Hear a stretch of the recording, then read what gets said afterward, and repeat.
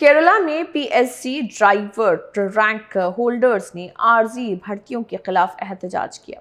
मुजाहिदीन ने रियासती सेक्रेटेरिएट के बाहर एहतजाज करते हुए अपने मुतालिबात की जानिब हुकूमत की तवज्जो मबजूल कराई।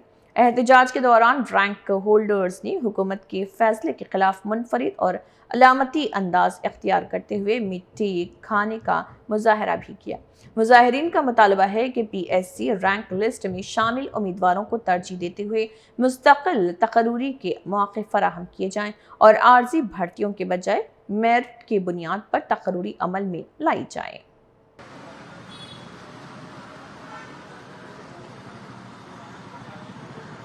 പേര് അജ്മൽ എന്നാണ്. അപ്പോൾ ഞങ്ങൾ ഡ്രൈവർ റാങ്ക് ഹോൾഡേഴ്സാണ്. അപ്പം ഞങ്ങളുടെ കാര്യം എന്ന് പറയുന്നത് അപ്പോൾ 2023 വന്ന ഒരു PNDRD ഉത്തരവുണ്ട്. അപ്പോൾ ആ ഉത്തരവ് പ്രകാരം വണ്ടി ഇല്ലെങ്കിൽ വേക്കൻസി റിപ്പോർട്ട് ചെയ്യേണ്ടെന്നാണ് സർക്കാർ പറയുന്നത്. വണ്ടി ഇല്ല എന്ന് പറയുമ്പോൾ തന്നെ പല വകുപ്പിലും വണ്ടികളുണ്ട്. പക്ഷെ ആ വണ്ടികളെല്ലാം ഓടുന്നത് താൽക്കാലിക ഡ്രൈവർമാരാണ്.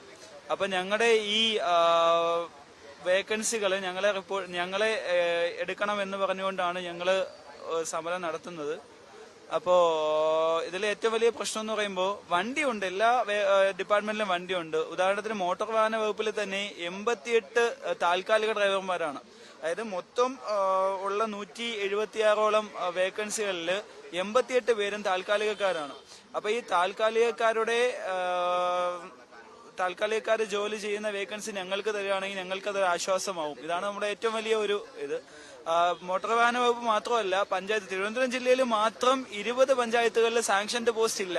അവിടെയെല്ലാം സർക്കാരാണ് ശമ്പളം കൊടുക്കുന്നത്, സർക്കാർ വാഹനങ്ങളും ഉണ്ട്. പക്ഷേ സാങ്ഷൻഡ് പോസ്റ്റ് 20 പഞ്ചായത്തുകളിലില്ല. അപ്പൊ ഈ പോസ്റ്റുകൾ സാങ്ഷൻഡ് ആക്കിയെങ്കിലും തരണം. വണ്ടിയില്ല എന്ന കാരണം പറഞ്ഞ് നമുക്ക് തരാതിരിക്കുമ്പോൾ ഈ പോസ്റ്റുകൾ സാങ്ഷൻഡ് ആക്കി തന്നാൽ ഞങ്ങൾക്ക് പിന്നെയും ഒരു ജോലി കിട്ടാനൊരു സാധ്യതയുണ്ട്. അപ്പൊ ഇതൊക്കെയാണ് ഞങ്ങളുടെ ആവശ്യങ്ങൾ. ഒന്ന്, വിവാദ സർക്കുലർ പിൻവലിക്കുക എന്നതാണ് നമ്മുടെ ഒന്നാമത്തെ ആവശ്യം. പിന്നെ എല്ലാ ഡ്രൈവർ തസ്തികകളും സ്ഥിരം തസ്തികകളാക്കി മാറ്റുക. സർക്കാർ ശമ്പളം കൊടുക്കുന്നുണ്ടെങ്കിൽ അത് PSC വഴി നിയമനം നടത്തുക എന്നുള്ളതാണ് നമ്മുടെ ഏറ്റവും വലിയ ആവശ്യം.